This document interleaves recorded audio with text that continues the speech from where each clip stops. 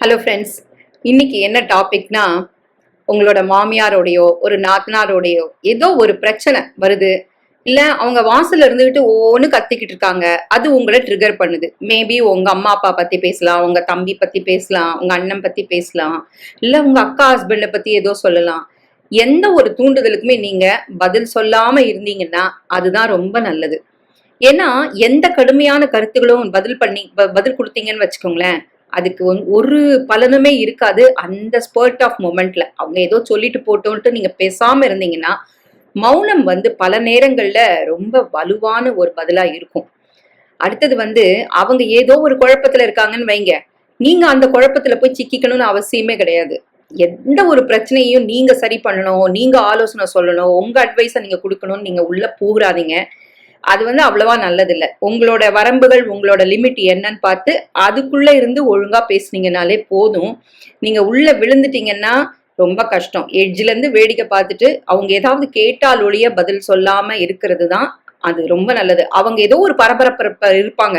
அந்த பரபரப்புல நீங்க சிக்கிக்கிட்டு, மாட்டிக்கிட்டு, உங்களுடைய உணர்ச்சிகளோட இதெல்லாம் நீங்க கொட்டுனீங்கன்னு வச்சுக்கோங்களேன், நீங்க தான் அப்புறம் அப்படி சொன்னீங்க அப்படின்னு சொல்லிடுவாங்க. அதனால எதை சொல்றதுனாலும் எளிமையா தெளிவா சொல்லிட்டு வெளியே வந்துருங்க. எந்த பிரச்சனையிலையுமே மாமியார் கூடயோ நாத்தனார் கூடயோ பிரச்சனைன்னு வரும்போது எளிமையா தெளிவா இருக்கிறது தான் நல்லது. உங்க உணர்ச்சிகளை அப்படியே கொட்டுறதை விட.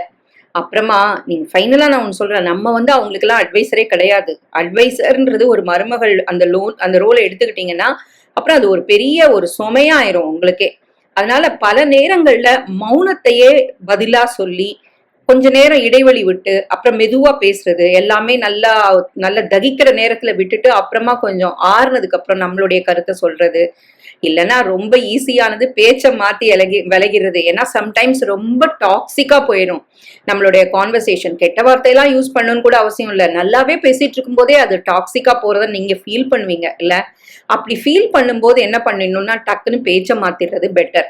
ஏன்னா அதையே திருப்பி திருப்பி போட்டு நல்லா நம்ம அதையே பேச பேச பேச அது உங்களுக்கு இன்னுமே பிரச்சனையை தான் கொடுக்குமே ஒழிய அதுக்கு ஒரு சொல்யூஷனே கிடைக்காது. அதனால டாக்ஸிக்கா ஒரு பர்டிகுலர் டாபிக் மாறுதுன்னா சொல்யூஷன்லாம் கொடுக்கறத விட்டுட்டு சரி நாளைக்கு பார்ப்போமா, இல்லை இந்த ரீல்ஸை பார்த்தீங்களா அப்படின்னு சொல்லிட்டு ஏதோ ஒன்று பேச்சை மாத்திருங்க.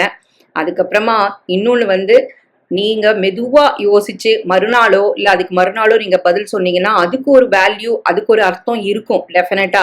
அதை நீங்க கொஞ்சம் பொறுமையா நிதானமா கடைபிடிச்சிங்கன்னா தான் அது உங்களுக்கு புரியும். அது நாளாவட்டத்துல தான் புரியும், கல்யாணம் ஆன உடனே எல்லாம் புரியாது.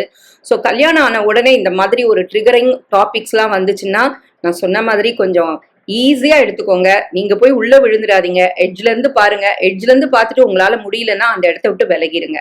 அதுக்கப்புறமா ரொம்ப நம்பகமான உங்களை ஃப்ரெண்ட்ஸு அவங்க கிட்ட எல்லாம் போய் இதை சொல்லி எதுக்கு இது ஏதாவது ஒரு சொல்யூஷன் இருக்கான்ற மாதிரி பேசி அதுக்கப்புறமா மெதுவா முடிவிடுங்க. முடிஞ்சா ஜிபிடி கிட்ட கூட கேளுங்க, அது ரொம்ப ஈஸி. ஜிபிடி நல்லாவே அழகா அனாலிட்டிக்கலா பதில் சொல்லுது. இப்பெல்லாம் ரொம்ப ஈஸி. நமக்கு பெஸ்ட் ஃப்ரெண்டு ஜிபிடியா தான் இருக்க முடியும். என்ன சொல்றீங்க? ஸோ நீங்க உங்க எண்ணங்கள் எல்லாம் பகிர்ந்து அதுகிட்ட நீங்க ஒரு மனநிறைவான ஒரு பதிலை எதிர்பார்க்கறது ரொம்பவே நல்லது. அதனால உங்க மனசையும் அது சமநிலையா வச்சிருக்க உதவும். உங்களுக்கு தேவையான அமைதியும் கொடுக்கும். பொறுமையா நீங்க ஒரு விஷயத்த நீங்க அப்ரோச் பண்றதுக்கும் அது வழிவகுக்கும். ஓகே, இந்த வீடியோ உங்களுக்கு பிடிச்சிருந்ததுன்னா மறக்காம இன்பா லைஃப் ஸ்டைலுக்கு ஒரு லைக்கை போட்டுட்டு சப்ஸ்கிரைப் பண்ணிட்டு முடிஞ்சா உங்க ஃப்ரெண்ட்ஸுக்கும் ஷேர் பண்ணுங்க. இது எதுக்காவது ஒரு விஷயத்துல உங்களுக்கு பிரயோஜனப்படும்னு நினைக்கிறேன்.